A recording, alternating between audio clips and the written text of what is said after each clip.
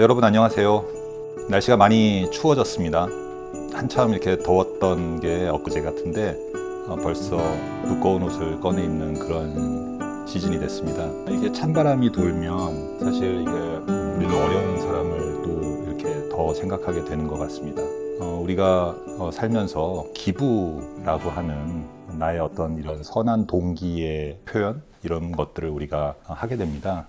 기부라고 하는 건 사실 인간의 어떤 그런 선한 의지의 표현이지만 이거를 숫자로 또는 어떤 이런 회계적으로 이런 부분들에 대해서 한번 생각해 보시는 것도 또 이 기부를 보는 또 새로운 시선을 느끼실 수 있을 것 같습니다.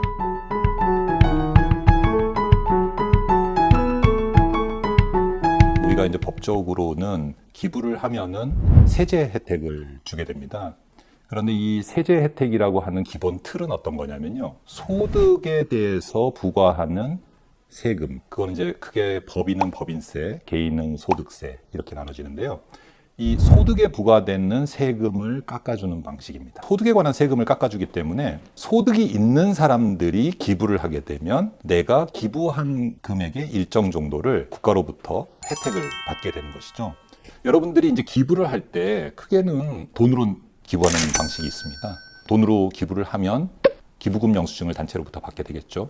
현금으로 기부하는 이거에 대해서 기부금 영수증을 받으면 이거는 그 자체가 증빙이 되는 겁니다. 왜냐하면 우리가 돈을 지급을 했을 때 공식적으로 그 단체가 금원을 기부로 받은 것인지에 대한 확인은 기부자와 기부를 받는 단체 간의 일종의 거래라고 이해를 했을 때 나는 돈을 단체에 내고 단체는 그 기부금 영수증을 발행함으로써 나는 그 기부 사실을 확인하게 되는 것이죠. 그래서 기부 사실 확인과 기부 금액의 증명을 기부금 영수증이라고 하는 문서로 하게 되는 것입니다. 여기까지는 좀 이해하기가 쉬우시죠? 그런데 이제 현물 기부에서는 조금 차이가 있습니다. 현물이라고 하는 거는 물건도 있습니다. 어떤 제조업체가 자기 회사가 생산하는 제품을 또는 자기 회사가 파는 상품을 기부할 수 있습니다. 이런 걸 현물 기부라고 합니다. 근데 현물 기부는 물건을 기부하는 경우도 있지만 서비스를 기부하는 경우도 있습니다. 여러분들이 이제 흔히 재능 기부 이런 얘기 들어보셨을 겁니다.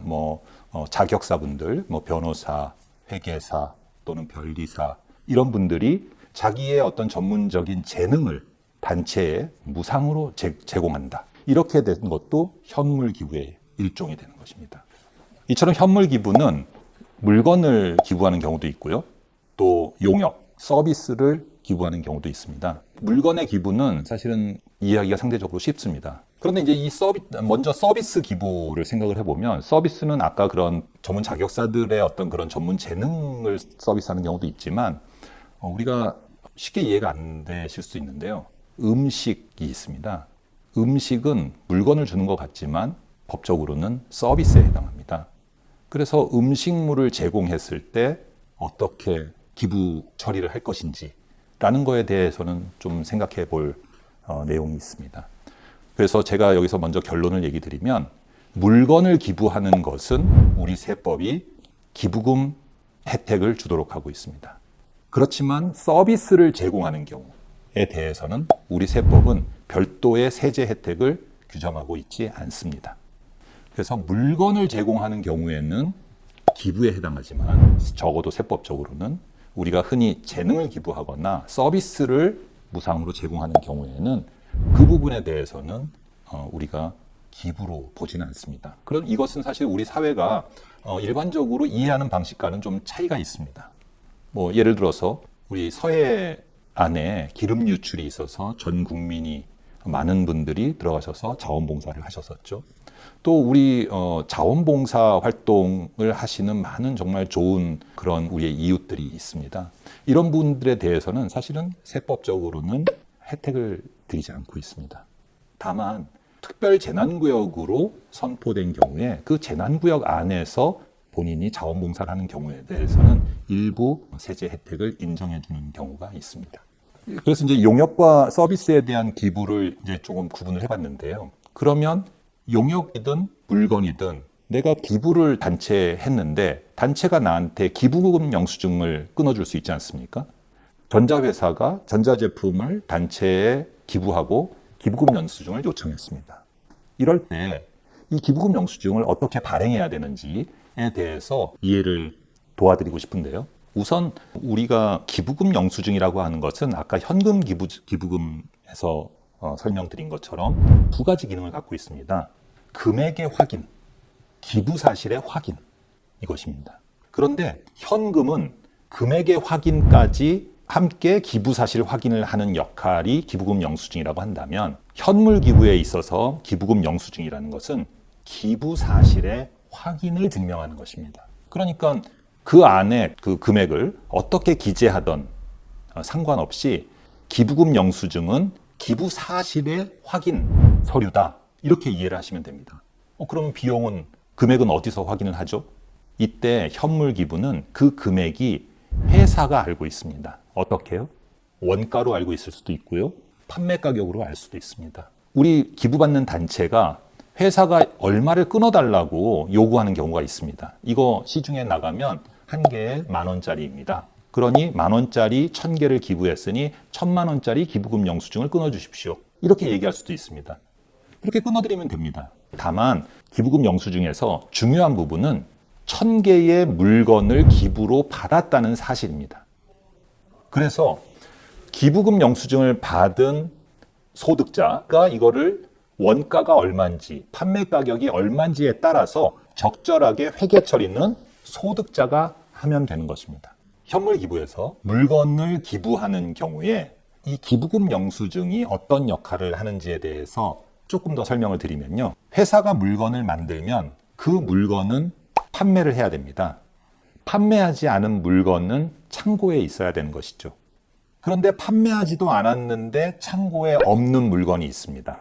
그 중에 하나가 기부한 것이죠. 그러면 물건이 없어졌으니까, 물건이 없어졌는데 판매하지 않았으니까 그것을 원가 처리할 수 없습니다. 그런데 기부금 영수증이 있다면 그 없어진 물건, 기부한 물품이 되는 것이죠. 기부 물품에 대해서 비용 처리를 할 수 있게 되는 것입니다. 만약에 내가 개인이 물건을 사서, 내가 이건 만드는 물건은 아닙니다. 물건을 사서 기부를 했다면 나는 기부받은 사실증명, 기부금 영수증이죠. 이것과 내가 물건을 산 영수증을 함께 비용 처리를 할 수 있는 것입니다. 정리해서 말씀을 드리겠습니다.